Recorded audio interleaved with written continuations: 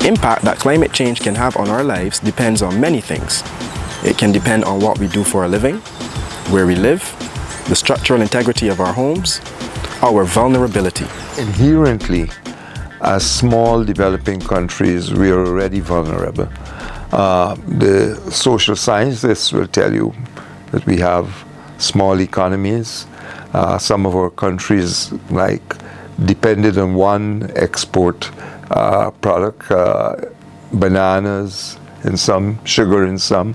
We are heavily dependent on tourism, and the tourism plant depends a lot on our natural environment. Most of our development, as you see in the region, is coastal, or roads, or airports, or hospitals.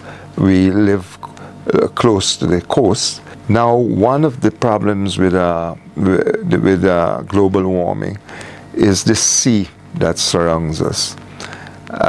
And the projection is that we are going to have a sea level rise. That sea level rise will inundate some of our low-lying coastal infrastructure, and particularly when we get storms, which translates into a storm surge, a lot of our buildings, a lot of our roads, a lot of our airports are basically exposed to the hazard. There are other issues, of course, with warmer seawater. We are seeing our coral reefs, a critical resource for the Caribbean, undergoing bleaching, which will have impacts on our fisheries. There are several physical changes that are going to impact on us negatively. But most of all, we are poor. And poverty basically prevents us from putting in place the sort of things that would protect us from some of these impacts. Davin Vanterpool is the owner of the Whistling Pines restaurant in Anegada, Virgin Islands.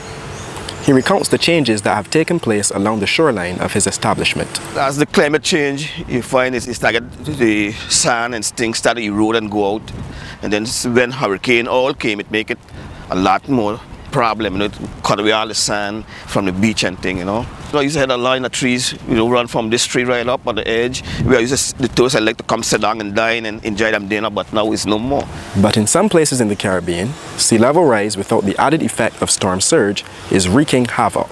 The erosion there has been happening at an alarming rate, to the extent that we have to do beach renourishment ever so often. That's one of the areas where it is designated as our touristic area. And tourists come to the island for the sun and the sea and the sand. The rise in level is but only one of the concerns when it comes to the sea. The temperature of the water may also have a dramatic impact on marine food supplies. Some work that some researchers have done in the region started to look at what will happen to our fish, your mahi for instance, the grouper, the snapper, when the ocean temperatures start to rise. And it's distressing. What we see is like our populations, there's a migration into the cooler waters of the north.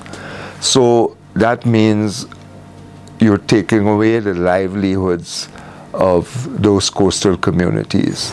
Our wildlife is also being affected.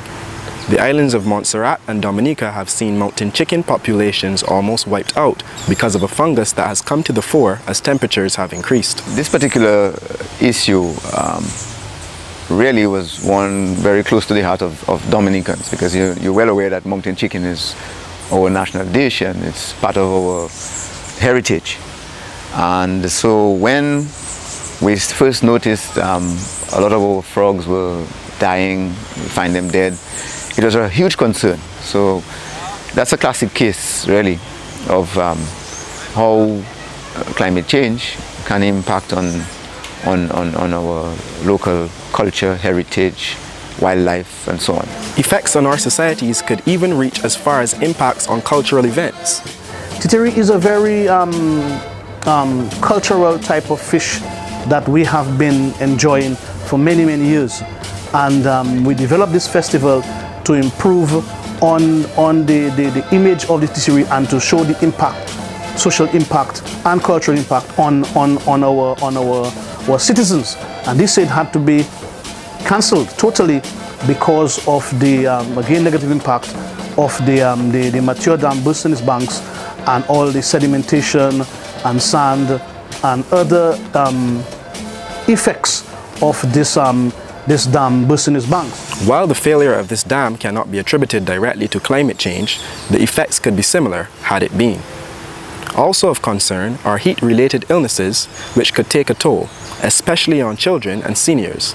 And there's the question of our coastal communities which may have to face relocation. It's hard to ask somebody who lived there all their life to relocate to a new area. I mean, the sentimental values that they have for that area goes beyond deeper than what we could ever understand. So in most instances, we try to educate them to take preventative measures in terms of their development so that it minimize or reduce the impacts of storm surge or sea level rise. These are merely a few examples of how climate change can impact our societies. The reality is that in some manner, everyone on Earth will be affected somehow by climate change.